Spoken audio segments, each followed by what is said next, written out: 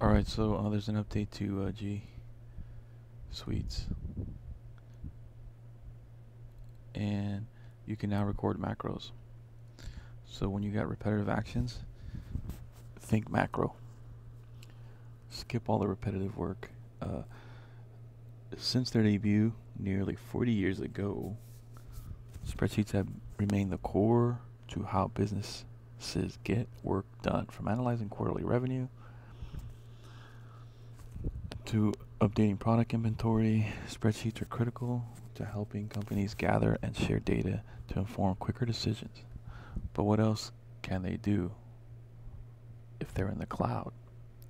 We've been focused on making Google Sheets better for business for this reason.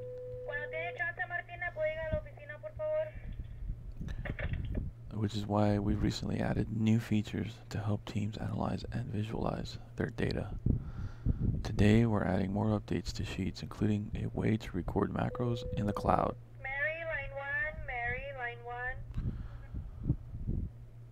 To automate repetitive tasks, as well as more formatting options.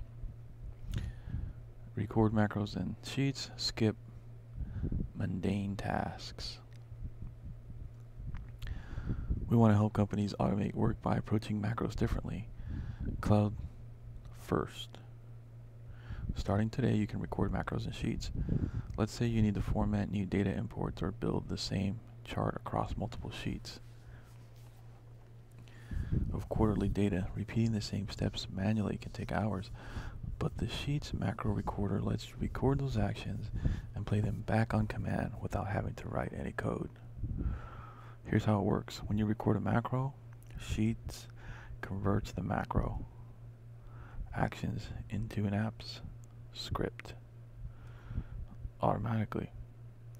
If you want to update your macro, you can simply edit the script directly instead of having to re-record the macro from scratch.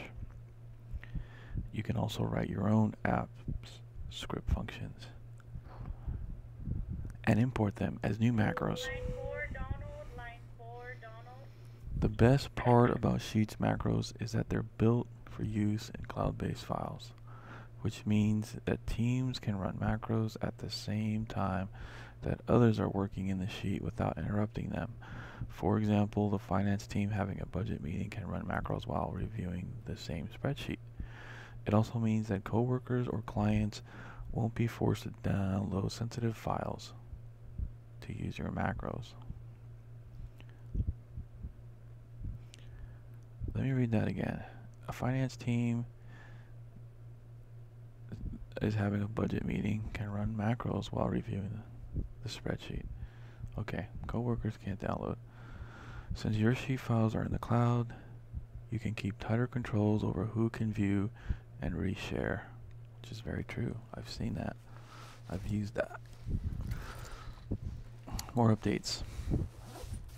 You may have noticed over the past few years, we've put effort toward building Sheets features to help businesses view, analyze, and share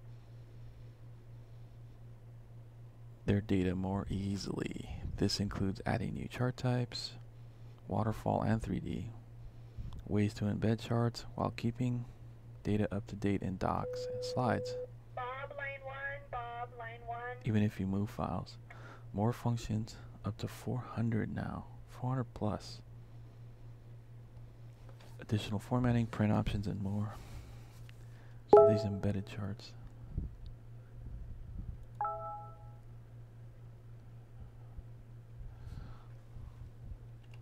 Okay.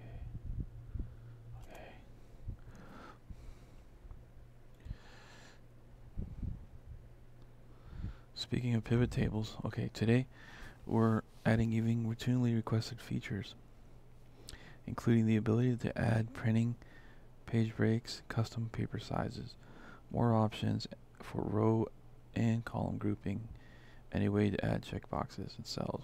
We've also made it possible for you to group your data by time frame, like week, month, or year, when you create pivot tables.